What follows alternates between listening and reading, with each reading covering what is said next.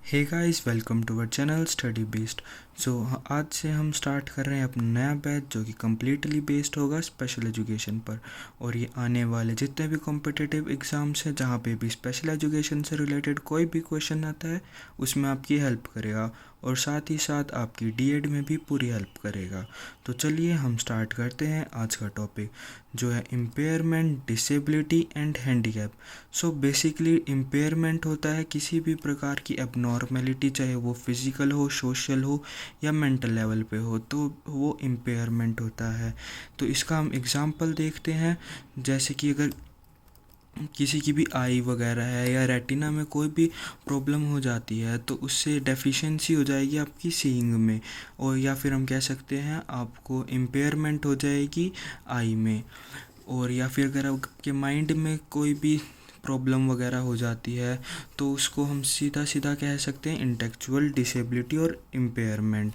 सो अगला टॉपिक है disability versus ability. सो disability जानने से पहले हम आपको बहुत ज़रूरी है कि आप जानें कि एबिलिटी क्या होती है। एबिलिटी बेसिकली एक स्किल होती है, कुछ भी करने के लिए स्किल होती है, स्किल टू डू समथिंग। जो हमारी ह्यूमन बॉडी है वो प्रोवाइड करती है हमें डिफरेंट डिफरेंट तरह की एबिलिटीज़। जैसे कि माइंड का काम होता है थिंकिंग, अंडरस्टैंडिंग, डिसीजन मेकिंग वगैरह। आई का काम होता है सिंपली सीइंग वगैरह। और अगर दोनों साथ में कोऑर्डिनेट करते हैं तो हम अपने आई और माइंड के कोऑर्डिनेशन से जान सकते हैं कि हम किसी भी दो चीज़ों में, उनके कलर में, साइज, शेप्स में क्या डिफरेंस है। और वैसे ही माइंड और ईयर हमारी हेल्प करते हैं किसी भी दो नॉन वॉइसेस को या फिर नॉन वॉइसेस के बीच में डिफरेंशिएट करना या फिर डायरेक्शन पता करना कि कौन सी डायरेक्शन से आ रही है और कौन सी से नहीं। सो डिसेबिलिटी को जो होती है वो बिल्कुल ऑपोजिट हो जाती है एबिलिटी की। अगर ब्रेन में कोई भी डैमेज हो गया तो आपको उससे में प्रॉब्लम आ जाएगी, आपकी डेफिशिएंसी हो जाएगी थिंकिंग में, अंडरस्टैंडिंग में। और अगर आपकी आई और ब्रेन दोनों में प्रॉब्लम हो जाती है तो उसमें आपको बेसिकली रिज़ल्ट हो जाएगा कि डिसेबल्ड हो जाओगे आप सीइंग में। वैसे ही डिसेबिलिटी को हम सिंपली डिफ़ाइन कर सकते हैं a decrease in ability due to impairment. मतलब कि आपकी जो भी एबिलिटी है, आपकी कार्य क्षमता है, उसमें किसी भी प्रकार की कमी आना किसी भी इम्पेयरमेंट की वजह से। तो यहाँ पे हम एक डायग्राम देखेंगे, यहाँ पे दिख रहा है जैसे कि आपको पहले डिजीज़ होती है, डिजीज़ से इम्पेयरमेंट आता है, इम्पेयरमेंट से डिसेबिलिटी, डिसेबिलिटी से हैंडीकैप। ये WHO ने दिया था ये जो डायग्राम है 1990 में। तो बेसिकली जो आप यहाँ पे आप स्टेप देख रहे हैं लिमिटेशन इन एक्टिविटी, ये बेसिकली एक ब्रिज है इम्पेयरमेंट से डिसेबिलिटी के बीच की। इसके अंदर आपकी जो इम्पेयरमेंट होती है वो धीरे धीरे, अगर आप उसके प्रॉपरली केयर नहीं करते हैं, इम्पेयरमेंट की वैक्सीन वगैरह नहीं करवाते, तो धीरे धीरे वो डिसेबिलिटी में बदल जाता है। तो बेसिकली लिमिटेशन के चार तरीके से हो सकती है आपको डिसेबिलिटी। एक, या तो आपको एक्सीडेंट वगैरह हो गया हो या इन्फेक्शन वगैरह हो गया हो। दूसरा, इन्वायरमेंटल फैक्टर्स की वजह से कि आपकी सराउंडिंग में कोई इन्वायरमेंट, क्लाइमेट वगैरह आपकी किसी भी चीज़ को सूट ना करे तो भी आपको हो सकती है इम्पेयरमेंट डिसेबिलिटी में। बायोलॉजिकल फैक्टर हो आपके कोई, या फिर आपके बिहेवियर या वे ऑफ लिविंग के अंदर। सो अब हम मूव करते हैं हैंडीकैप की तरफ। तो हैंडीकैप होता है, ये एक रिजल्टेंट कंडीशन होती है इम्पेयरमेंट और डिसेबिलिटी की, जिसके अंदर जो इंडिविजुअल होता है वो अनेबल हो जाता है कोई भी एक्टिविटी को परफॉर्म करने के लिए फिज़िकली या मेंटल लेवल पे। तो यहाँ पे हम इसे और क्लियर करेंगे एक एग्ज़ाम्पल के थ्रू।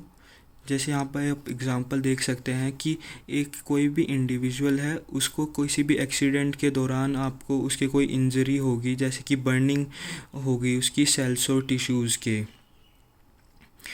तो फिर जो उसके कारण, तो जो भी उसकी बर्निंग वगैरह हो रखी है, बिकॉज ऑफ बर्न वो अनेबल हो जाता है राइटिंग के लिए या फिर और कोई भी फाइन मोटर की स्किल्स के लिए। तो जो ये वाली स्टेज होगी आपकी, ये इम्पेयरमेंट स्टेज होगी। और यहीं पे आपको अगर उसका ध्यान नहीं रखोगे, जो भी आपकी इम्पेयरमेंट हुई है उसका प्रॉपर टेक केयर नहीं करोगे, मेडिसिन वगैरह नहीं लोगे, ट्रीटमेंट नहीं करवाओगे या फिर केयरलेसनेस दिखाओगे आप उसी चीज़ के साथ, तो वो धीरे धीरे लीड कर जाएगी किसी भी इन्फेक्शन में। यहाँ पे जो स्पीसीज़ होती है, स्पीसीज़ आप बेसिकली कह सकते हो कि वो एक तरीके का इन्फेक्शन हो सकता है। उस इन्फेक्शन की वजह से हो सकता है डॉक्टरों को आपको जो इन्फेक्टेड एरिया है उसे रिमूव करना पड़ जाए। तो जहाँ पे डॉक्टर रिमूव कर देंगे तो यहाँ पे आ जाएगी आपकी हैंडीकैप स्टेज। तो WHO ने कहा था कि impairment, disability and handicap all three are interrelated. तो आई होप कि आपका तीनों टॉपिक जो है क्लियर हो गए होंगे। अब हम चलते हैं अपने दूसरे टॉपिक पे, जो है causes and prevention of disabilities. इसके अंदर हम बेसिकली जानेंगे कि डिसेबिलिटीज़ के क्या क्या कॉमन कॉजेज़ होते हैं, क्या क्या प्रिवेंशन ले सकते हैं हम डिसेबिलिटीज़ से। ये बेसिकली कॉमन कॉजेज़ हैं, और जो हम आने वाले अलग अलग स्पेसिफिक डिसेबिलिटीज़ के जो भी कॉजेज़ हैं या प्रिवेंशन है, वो हम आने वाली वीडियोज़ में आपके लिए उपलब्ध करवाएंगे। तो जो कॉमन कॉजेज़ होते हैं वो बेसिकली 3 स्टेजेस पे होते हैं, एक प्रीनेटल, पैरानेटल और पोस्टनेटल। जो प्रीनेटल स्टेज होती है वो होती है प्रेगनेंसी के ड्यूरेशन वाली जो टाइम पीरियड होता है। सो इसके अंदर बेसिकली मदर को एज सच डिप्रेशन नहीं लेना चाहिए, टेंशन नहीं लेनी चाहिए, किसी भी ओवन वगैरह के हीट के कांटेक्ट में नहीं आना चाहिए, स्मोकिंग वगैरह, ड्रग्स, अल्कोहल वगैरह इनकी कंजम्पशन को इग्नोर करना चाहिए या फिर लेनी ही नहीं चाहिए। प्रॉपर डाइट और न्यूट्रिशन लेनी चाहिए, और किसी भी प्रकार के इन्फेक्शन वगैरह से बचने की कोशिश करें। ओवरडोसेज नहीं लेनी चाहिए मेडिसिन की, पेन किलर वगैरह की। और अगर आपके 2 से ज़्यादा या फिर 2 एबॉर्शन हो रखे होते हैं तो उसके बाद भी आपके जो चांसेस होते हैं डिसेबिलिटीज़ के वो बढ़ जाते हैं।